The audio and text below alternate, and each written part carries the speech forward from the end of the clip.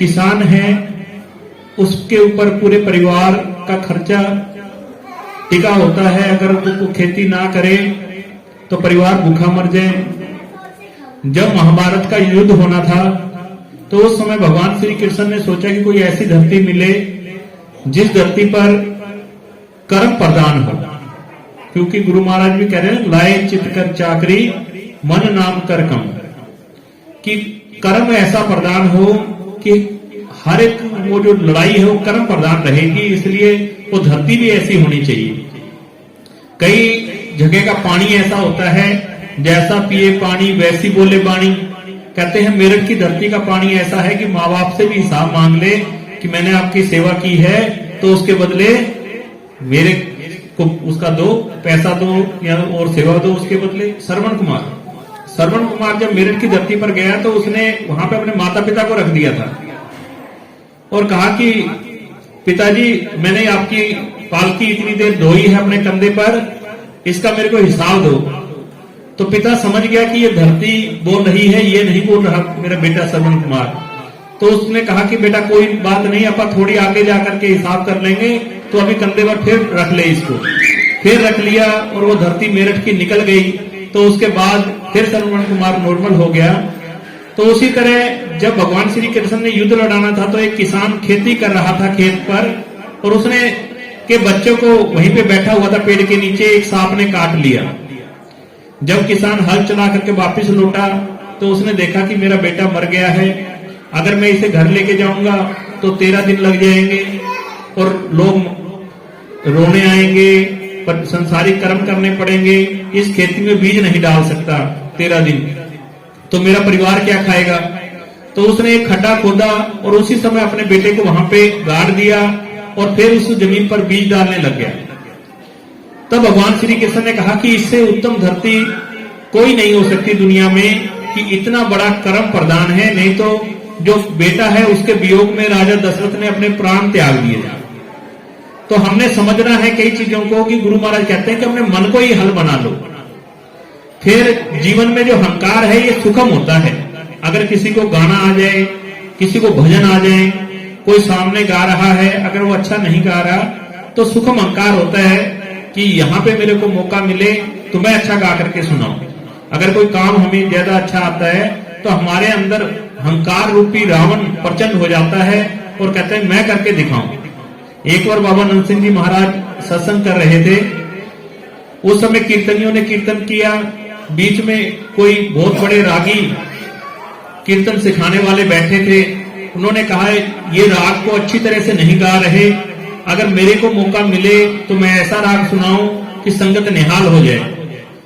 पूरा सत्संग बीत गया, उसके मन में बार बार यही विचार चले। जब सत्संग संपूर्ण हुआ तो बाबा नंद सिंह जी महाराज अंतर्यामी थे, महापुरुष हुए बहुत बड़े, नानक सर कलेरा वाले। उन्होंने आवाज मारी कि संगत में कोई प्रेमी है जो शब्द कीर्तन गाना चाहता है। जब 2-3 बार आवाज मारी उसके बाद उसका नाम लिया तो उठ करके खड़ा हुआ। फिर बाबा जी ने कहा कि आज हम आपका कीर्तन सुनना चाहते हैं, हमारी बड़ी इच्छा है। तो वो आकर के स्टेज पर बैठ गया। बाबा जी ने कहा कि भाई सुनाओ, कीर्तन सुनाओ। वो कहने लगा बाबा जी बताओ कि मैं क्या सुनाऊं। बाबा जी बोले जो तुम्हारी इच्छा है वो सुना दो, जो राग सुनाना चाहो वो सुना दो। बोला नहीं आप बताओ तो सुनाओ। जब 4-5 बार ये बात हो गई, उसके बाबा नंद सिंह जी महाराज ने अपने सेवक को इशारा किया और कहा कि एक सफेद चादर ला करके स्टेज के आगे बिछा दो।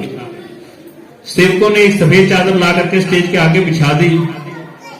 महापुरुष कहने लगे कि ऐसा कीर्तन करो कि एक बूढ़ी माता है 70-80 साल की, उसका जवान बेटा इस संसार से चला गया है, बैराग में ही कीर्तन शुरू करो।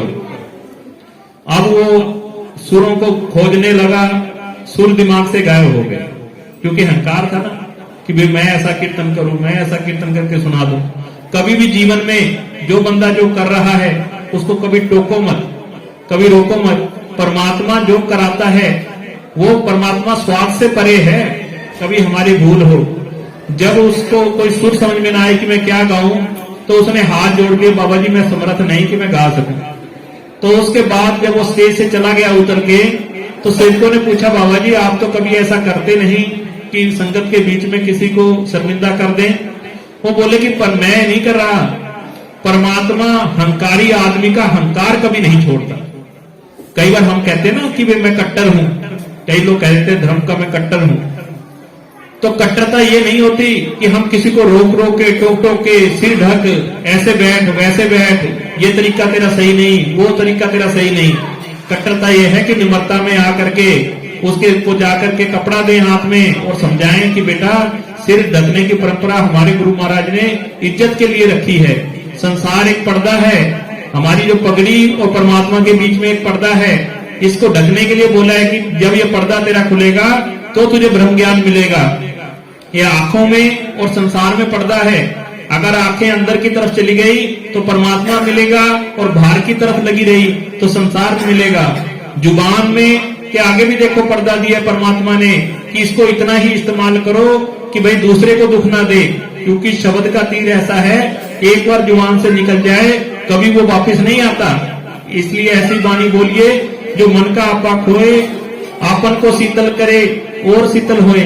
अपनी वाणी को इतना निर्मल रखो, हर एक बात सोच सोच करके बोलो जीवन में कि किसी को उससे दुख ना हो जाए। तो गुरु महाराज ने जो खालसा बनाया ना, कई लोग सोचते हैं कि सरदारों को खालसा बनाया, ये भ्रम है। हर एक वो इंसान खालसा हो सकता है, निखालस हो सकता है, शुद्ध हो सकता है, बेशक उसने 5 कंकार ना पहने हो, मगर जिसकी वाणी मिठी हो, जिसका जीवन शीलता संतोष नम्रता से भरपूर हो, जिस इंसान के अंदर हंकार आता हो, क्रोध आता हो, लोभ आता हो, दूसरे के बारे में बोल कुबोल आते हो, वो इंसान कभी खालसा नहीं है। क्योंकि खालसा तो शुद्ध हो गया, जो चीज शुद्ध हो गई उसके अंदर रहा ही नहीं है चीज। कहते हैं ना स्वामी स्वामी रामदेव जी, स्वामी फलाना। आप रामदेव जी को एक गलत बात कह के देखो, वो कैसे तुम्हारे को डांटने लगेंगे। इसका मतलब कि वो स्वामी नहीं है। एक इंसान ने अपने आगे स्वामी लगा लिया तो ये उसकी पहचान है। अगर उसके अंदर क्रोध उठ रहा है तो इसका मतलब काम क्रोध लोभ मोह झूठ अहंकार को उसने मारा नहीं है, किसी ने उसको वो पद दे दिया है। गुरु कई बार खुश होकर के पद दे देता है और हम उस पद के लायक नहीं होते।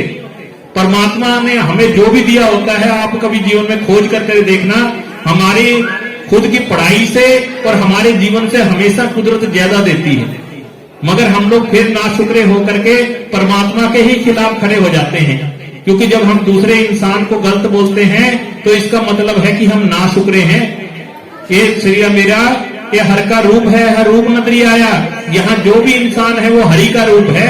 अगर हम किसी भी इंसान को गलत बोल रहे हैं तो परमात्मा को गलत बोल रहे हैं, ना कि हम किसी इंसान को बोल रहे हैं। इसलिए हमेशा भक्ति तब ठहरती है जब भाई कन्हैया जी युद्ध के मैदान में जल बांट रहे थे तो आकर के दूसरों ने शिकायत की कि ये तो दुश्मन की सेना को भी पानी पे लाते हैं।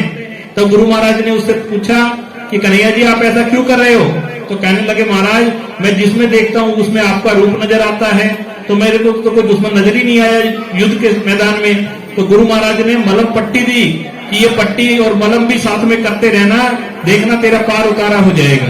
अगर ऐसी दृष्टि हो जाए, गुरु के बताया हुआ मार्ग है कि थोड़े समय के लिए आदमी किसी का शत्रु हो सकता है, मगर हमेशा के लिए कोई जात कौम शत्रु नहीं होती। इसलिए हमने अपने अंदर शीलता संतोष और नम्रता धारण करनी है ताकि हमारा जीवन बदल जाए। अगर परमात्मा की कृपा हो, मेहर हो, तो अगर भाव अच्छा है, भावना अच्छी है, तो हमेशा आपको फल अच्छा मिलेगा। ये देख लेना आप, अगर आप तन मन धन से समर्पित हैं और आपने अपनी तरफ से अच्छा कर्म किया है तो परमात्मा आपको अपने आप ही बड़े से बड़े पदों तक ले जाएगा। जो इंसान इच्छा रख के करता है कि मैं ओनरी कैप्टन बन जाऊं, सूबेदार मेजर बन जाऊं, वो हमेशा देखना निराशा उनको हाथ में लगती है। इसलिए कुदरत ने कहा है कि लाए चित कर चाकरी मन नाम कर कम। अपने गुरु की अपनी सेना में हमेशा एक बात याद रखना, कभी भी ये मत सोचो कि मैं क्या चाहता हूं।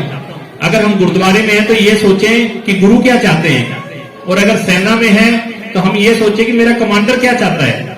अगर हम अपने कमांडर की इच्छा पूरी करेंगे तो गुरु खुश होगा। एक बार गुरु हरगोविंद जी से एक ने सवाल किया था कि गुरु महाराज आपकी लड़ाई मुगलों से चल पड़ी है, मैं तो उनका सैनिक हूं, तो मेरे लिए क्या आदेश है? अगर आप मेरे सामने आ गए तो मैं आप पे तलवार उठाऊंगा या नहीं? तो गुरु महाराज ने कहा कि तेरा पहला फर्ज होगा कि तू मेरे पर तलवार उठाए, क्योंकि जो तेरा कमांडर कहेगा तूने उसको मानना है। इतनी दृढ़ है गुरु घर की सिक्खी कि गुरु ने कहा कि भाई सामने तेरा जो कमांडर है वो तेरा असली कमांडर है, उस समय मैं नहीं हूं। तो अपने कमांडर की बात कभी टालनी नहीं चाहिए अगर हम जीवन में उन्नति करना चाहते हैं। हुक्म मनिए होए परवान तो खसमे का मैल पाए सी। अगर जीवन में हुक्म को मान अदुल्ली करेंगे और सोचेंगे कि परमात्मा मिल जाए तो कभी नहीं मिलना है।